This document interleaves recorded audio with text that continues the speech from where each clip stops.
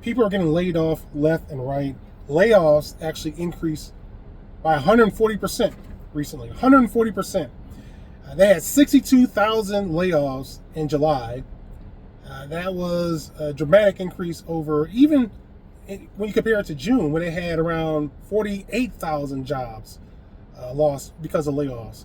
When you compare July of 2025 to July of last year, they only had around 26,000 layoffs. About 26,000 layoffs last July. This July 2025, they increased to 62,000 jobs. 62,000 people lost their jobs. So the economy isn't doing well. This is coming from Challenger, Gray, and Christmas. They did a study on this. They said there was a 29% leap from the month before. That's in June. Because the month before they had about 48,000 jobs, which is still much higher than what was going on last year. It's the tech jobs. And according to the Ford CEO, he said that essentially we're going to lose about half of white collar jobs because of AI. Now, according to this study, AI was cited for 10,000 jobs being cut last month. But the overall number was 52,000 jobs. So even if you get rid of that, exclude AI from that situation, you still have 52,000 jobs, and that's still dramatically higher than it was last July. They also blame tariffs for costing nearly 6,000 jobs this year. The impact of tariffs, according to Andrew Challenger, these tech companies are being mostly affected. These companies are trying to say that, automation and restructuring. They love that word, restructuring. They're trying to get rid of people. Okay, that's happening across the board.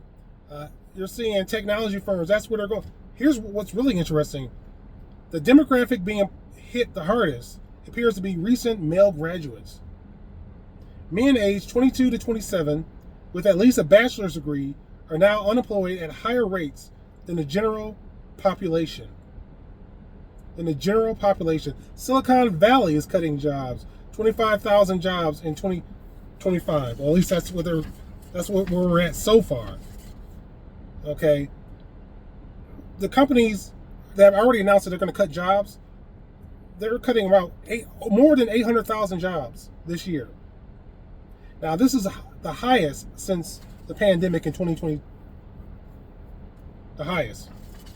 It's really interesting. Males who went to college and actually got degrees, they're actually being impacted by this. It seems to be more than others. I mean, why do you think that's happening?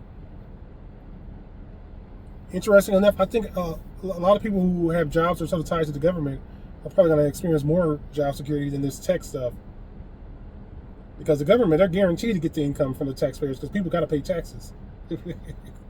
Meanwhile, these companies actually have to make money, and it's just cheaper for the companies to ditch these people.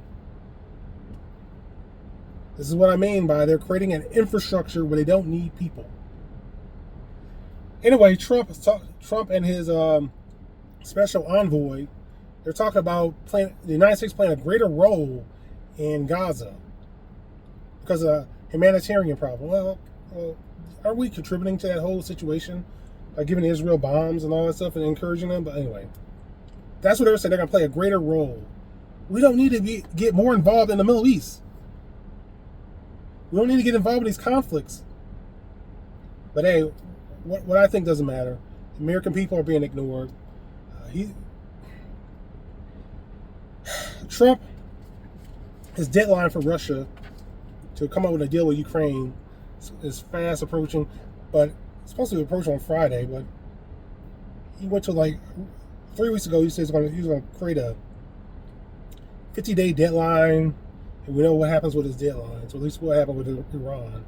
So that's why a lot of people are nervous. But Russia isn't Iran. Anyway, this guy, Trump announced that he's going to put tariffs on India. 50% tariffs on India on August 27th if they decide to go ahead and buy Russian oil. They're going to punish countries for doing business with Russia since we can't punish Russia directly. We'll see how that works out. He hasn't said anything about China.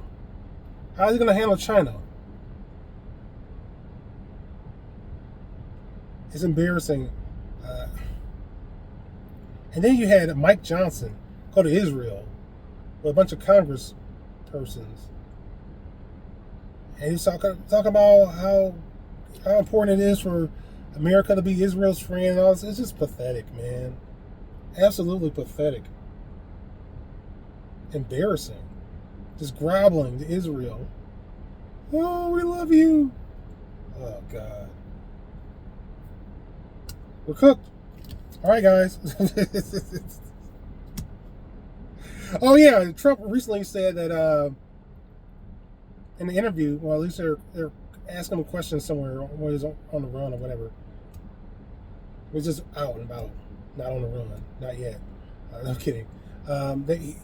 He made a comment, interesting comment, about Maxwell, Epstein's right-hand woman. She, of course, was convicted of sex trafficking, and she was relocated from a pretty serious prison to a minimum security camp. And he says it happens all the time. That's what Trump said. It happens all the time. So you mean to tell me if you get convicted of sex trafficking, they're going to transfer you down to a minimum security camp? Is that really going to happen after just a few years or so? Really? Is that really that common? Guys, getting to the point. I don't even want to listen. Anyway, guys, I'll do my best to keep you guys updated on what's going on.